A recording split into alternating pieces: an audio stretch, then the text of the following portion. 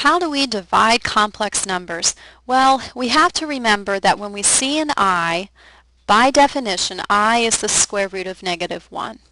So I can rewrite problem 1 as -2 over 3 plus the square root of -1 if I replace the I. So we've learned on a previous chapter that we can't leave radicals in the denominator. And so the way we learn to simplify that is we multiply by the conjugate group. So this is of the pattern A plus B. So then I need to multiply by the A minus B group so that I can create a difference of two squares pattern, A squared minus B squared. The only problem is I've got an I here, so that might just change or add an extra step. So we don't want to actually rewrite it with the radical though, because it's much easier to keep the I. So let's go back to the beginning. We have -2 over 3 plus I. So we multiply by 3 minus I, top and bottom.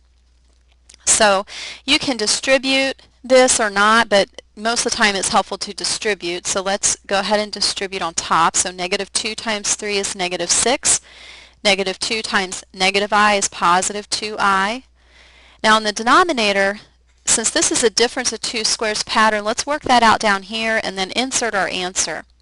So this is going to be A squared minus B squared. The A's are the 3's and the B's are the I's. So I have 3 squared minus I squared, or 9 minus -1. So I squared is -1. So this is 9 plus 1, which equals 10. Now you can see here, this is why I said, sometimes we don't want to distribute because it allows us to simplify. So let's go ahead and if we take that -2 back out, we would have -2 times 3 minus I.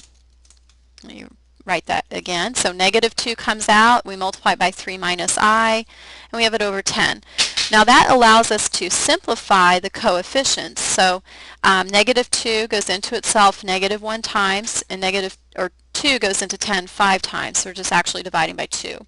So I have -3 minus I over the 5. So you can also put that like this, 3 minus I over 5, and put the negative here.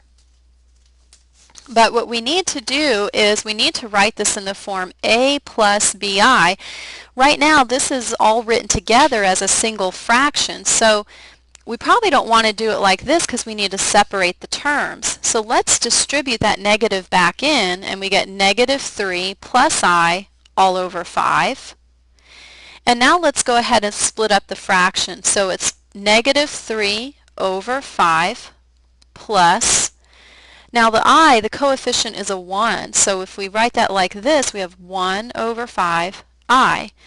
This is how we want to write our quotients when we get those types of answers. We need to separate the fraction out. So all you're doing is taking the top numbers, putting them over the denominator, and then you have the I term coming last.